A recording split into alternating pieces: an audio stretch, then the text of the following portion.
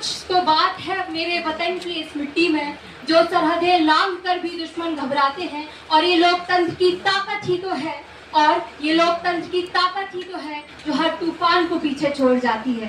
परम आदरणीय निर्णायक गण और भारत की पताका को विश्व में लहराने के लिए उद्यत खड़ी हुई यह युवा शक्ति।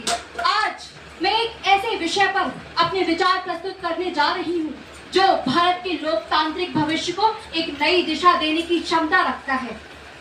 वन नेशन वन इलेक्शन, यानी एक राष्ट्र एक चुनाव। यह केवल प्रशासनिक प्रस्ताव नहीं बल्कि भारत की ऐतिहासिक विरासत से जुड़ा हुआ वह विचार है जिसने सदियों से भारत को एकता के सूत्र पे बांधा था।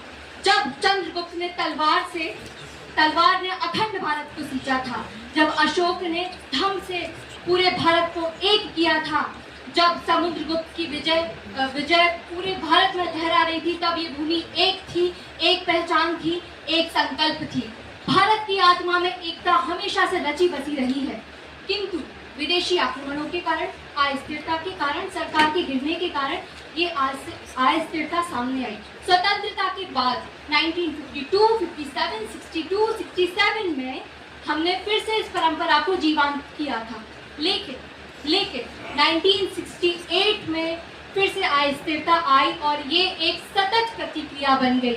अटल जी ने कहा था कि लोकतंत्र की ताकत है चुनाव, और लोकतंत्र की ताकत है चुनाव, और धड़कन है चुनाव, और यदि धड़कन तेज तेज धड़कने लगे तो इसका मतलब होता है किसी बीमारी की ओर संकेत कर रही है। यह अपने आप में एक चुनौती है।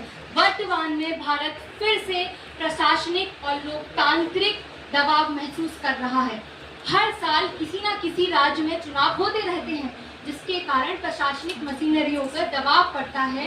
आचार संहिता के कारण प्रकृति के कार्य रुक जाते हैं और चुनावी जो खर्च होता है वो अर्थव्यवस्था पर ज़्यादा प्रभाव डालता है। लेकिन इस व्यवस्था के सामने और इसका समाधान है वन नेशन वन इलेक्शन।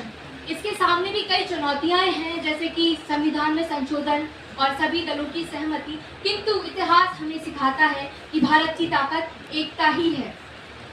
जब चंद्रगुप्त ने अखंड भारत का सपना देखा था, तब भारत सोने की चिड़िया कहलाया था। जब अशोक के धम्म ने पूरे भारत को, तब भारत ने शांति का प्रस्ताव किया था। तो क्यों ना हम एक राष्ट्र एक चुनाव के माध्यम से फिर से